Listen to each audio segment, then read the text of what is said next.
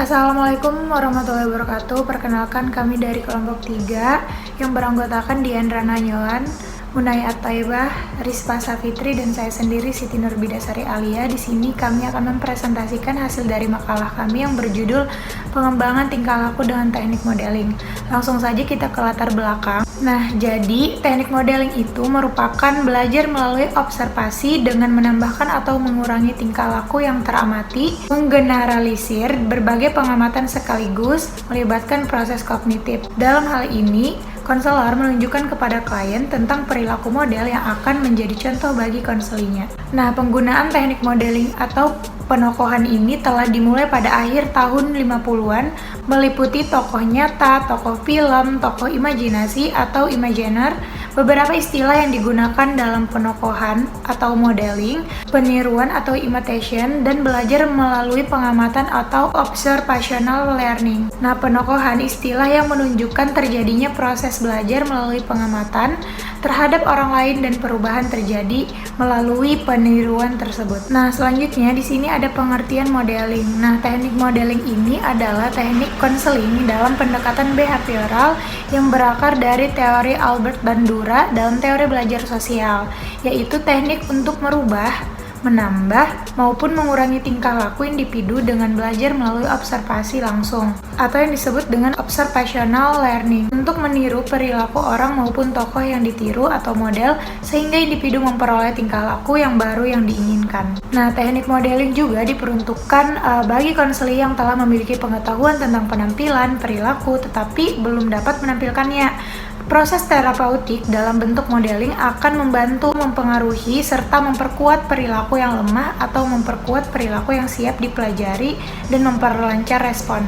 Mungkin itu saja yang dapat saya sampaikan. Mungkin itu dari saya, akan dilanjutkan oleh teman saya. Terima kasih. Assalamualaikum warahmatullahi wabarakatuh. Di sini saya akan melanjutkan pemaparan materi dari teman saya sebelumnya.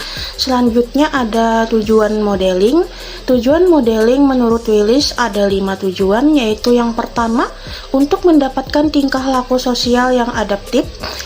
Kedua, agar konseli bisa belajar sendiri menunjukkan perbuatan yang dikehendaki tanpa harus belajar lewat trial and error. Ketiga, membantu konseli untuk merespon hal-hal yang baru. Keempat, melaksanakan tekun respon-respon yang semula terhambat atau terhalang. Yang kelima, mengurangi respon-respon yang tidak layak. Kemudian, menurut Bandura, ada 3 tujuan dari modeling menurut Bandura, yaitu yang pertama, development of new skill, yaitu mendapatkan respon atau keterampilan baru dan memperlihatkan perilakunya setelah memadukan apa yang diperoleh dari pengamatan dengan perilaku baru. Kedua, facilitation of practicing of behavior. Seseorang yang sedang mengamati tokoh ini akan menghilangkan respon takut setelah melihat tokoh tersebut. Dan yang ketiga ada change inhibition about self-expression, pengambilan suatu respons yang diperlihatkan oleh suatu tokoh dengan pengamatan kepada model. Mungkin itu saja yang dapat saya sampaikan. Selanjutnya akan dijelaskan oleh teman saya. Ya, perkenalkan saya Diandra Nanyoan, dan di sini saya akan melanjutkan penjelasan mengenai teknik modeling itu sendiri. Nah, modeling sendiri itu terbagi menjadi beberapa jenis lagi.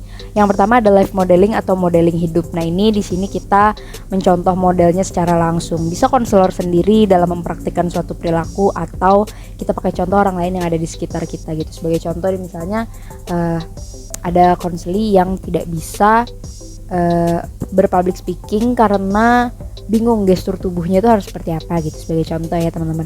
Jadi misalnya di situ konselor memberikan contoh begini gestur tubuhnya pada saat sedang berbicara di hadapan umum, atau mungkin kamu bisa lihat si ketua OSIS, kamu jadikan model bagaimana dia kalau misalnya sedang berbicara di depan umum kayak gitu. Jadi ini contoh dari live modeling gitu. Kemudian yang kedua ada modeling simbolik. Nah, ini kalau misalnya nggak ada model secara langsung, model simbolik bisa dipakai. Contoh, misalnya kita mau jadi seorang pemimpin, kita bisa mencontoh tokoh di dalam film atau video tertentu yang kita tonton gitu kan. Misalnya mau menjadi seorang pemimpin terus nonton film Captain America. Nah itu termasuk modeling simbolik, kita mencontoh dari sifat atau karakter, sikap ataupun nilai-nilai dan keterampilan-keterampilan yang dimiliki oleh seorang tokoh dalam video ataupun film tersebut. Itu modeling simbolik. Kemudian yang ketiga ada covert modeling atau pemodelan tertutup. Nah, pemodelan ini dilakukan ketika konseli itu tidak bisa mengamati model secara langsung. Jadi ini cuma dengan membayangkan, makanya tertutup karena cuma dalam pikirannya si konseli gitu ya. Jadi diminta membayangkan gimana kamu membayangkan kamu bisa berpublic speaking itu yang seperti apa sih, kayak gitu. Nah, kemudian si konseli membayangkan dan mengikuti, dia praktekkan juga dia tuh mau perilaku baru yang seperti apa gitu, atau perilaku yang mau dihilangkan itu di dalam pikiran kamu tuh yang kayak gimana sih, coba sekarang kamu praktekkan. Nah itu covert modeling gitu. Tapi bukan cuma si konseli aja yang membayangkan terus konselor nggak ngapa-ngapain. Di sini konselor juga kasih instruksi-instruksi kayak gitu, jadi nggak cuma diem aja konselornya. Kemudian yang keempat ada audio tape recorded model. Nah model ini digunakan dengan maksud agar konseli itu dapat mempelajari tingkah laku baru dengan mendengarkan orang lain dalam menyatakan perilakunya. Contoh misalnya kita dengerin podcast ya sekarang yang lagi rame tentang gimana sih caranya jadi pemimpin yang baik gitu. Kemudian gimana sih cara nyelesain masalah ini misalnya gitu. Terus kita dengerin rekaman audio ataupun podcast yang berhubungan dengan itu, kita tuh tahu oh gitu ya caranya si A ini nyelesain masalah misalnya gitu. Nah dari situ kita tetap bisa mencontoh atau mengikuti model yang kita ambil gitu melalui rekaman audionya. Kemudian yang selanjutnya ada modeling partisipan. Nah modeling partisipan ini di sini peserta atau konseli itu mengamati tingkah laku yang diperankan oleh model, kemudian mempraktikkan tingkah laku tersebut bersama peserta lainnya. Jadi ini nggak perorangan gitu ya kawan-kawan, tapi berkelompok bahasanya gitu. Jadi ada satu orang model kemudian dipraktekinnya sama-sama gitu sama teman-teman sekelompok. Nah modelnya ini juga model yang harus serupa sama pesertanya, jadi punya kesamaan sama pesertanya, bukan yang jauh beda gitu. Itu. Kemudian yang terakhir itu adalah self modeling. Nah self modeling ini atau konseli itu jadi model buat dirinya sendiri ya kawan-kawan. Jadi dia bisa merekam tingkah laku yang dia mau. Jadi kan kalau misalnya kita tuh tahu kan, oh aku harus mengubah perilakuku yang ini menjadi seperti ini. Nah terus tuh harapan kita itu kita rekam, kita tuh mau berperilaku seperti apa itu kita rekam, terus kita tonton, kita tonton berkali-kali sampai kita tuh bisa mencontoh dari perilaku yang kita mau itu gitu. Jadi kita yang jadi model buat diri kita sendiri. Sama bukan sama sih, hampir sama covert modeling. Bedanya kalau covert modeling itu kan cuma sebatas di pikiran kita aja, tapi kalau misalnya yang self modeling ini kita ada punya rekaman video, kita sedang mempraktikkan perilaku tersebut. Nah itu tadi kawan-kawan contoh tipe-tipe modeling yang sebenarnya masih banyak, tapi ini paling sering ditemukan gitu, paling sering digunakan. Ada live modeling, modeling simbolik, covert modeling, audio tape recorded model, modeling partisipan, dan juga self modeling. Mungkin itu saja yang bisa saya sampaikan. Mohon maaf kalau ada salah. Langkah-langkah modeling akan dijelaskan oleh teman saya. Terima kasih. Assalamualaikum warahmatullahi wabarakatuh. Perkenalkan, nama saya Munaya Ataibah. Di sini saya akan menjelaskan langkah-langkah teknik modeling. Sebelumnya, penggunaan teknik modeling dalam konseling behavioral bertujuan untuk mempelajari tingkah laku baru dengan mengamati model dan mempelajari keterampilan yang dimiliki oleh sang model tersebut. Dalam modeling ini, individu mengamati seorang model dan kemudian diperkuat untuk mencontoh tingkah laku sang model. Teknik modeling ini dapat dilakukan menggunakan media seperti film, video, dan buku pedoman. Dalam mengimplementasikan teknik modeling ini, konselor harus memilih perilaku alternatif yang dapat menggantikan perilaku yang ingin dijadikan sebagai perubahan. Dalam teknik modeling ini, langkah-langkahnya menurut Pak Izin ada beberapa yang dilaksanakan. Yang pertama ada menetapkan karakterisasi model, apakah secara langsung atau simbolik. Beberapa modelnya misalnya ada konselor, guru, teman sebaya, dan simbolis menggunakan model berupa tayangan video. Yang kedua, dalam mode langsung, pilih model yang ramah atau teman sejawat konseli yang memiliki kesamaan seperti usia, status, ekonomi, dan penampilan fisik. Ini sangat penting bagi peserta didik. Kemudian yang ketiga ada, jika memungkinkan, gunakan lebih dari satu model.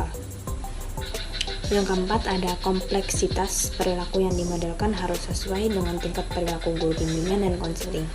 Yang terakhir, yang kelima ada kombinasikan modeling dengan aturan, instruksi, dan penguatan. Kemudian ada tahap-tahap teknik modeling ini menurut Bandura. Yang pertama ada perhatian. Nah, perhatian di sini artinya individu memperhatikan seperti apa perilaku atau tindakan yang dilakukan oleh orang yang akan ditiru.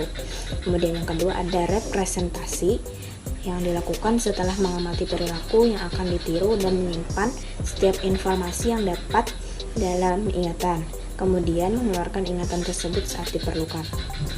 Yang ketiga ada produksi perilaku, dapat menegaskan bahwa kemampuan motorik seseorang juga mempengaruhi kemungkinan seseorang meniru perilaku yang dilihat baik secara keseluruhan atau hanya sebagian. Yang terakhir ada motivasi.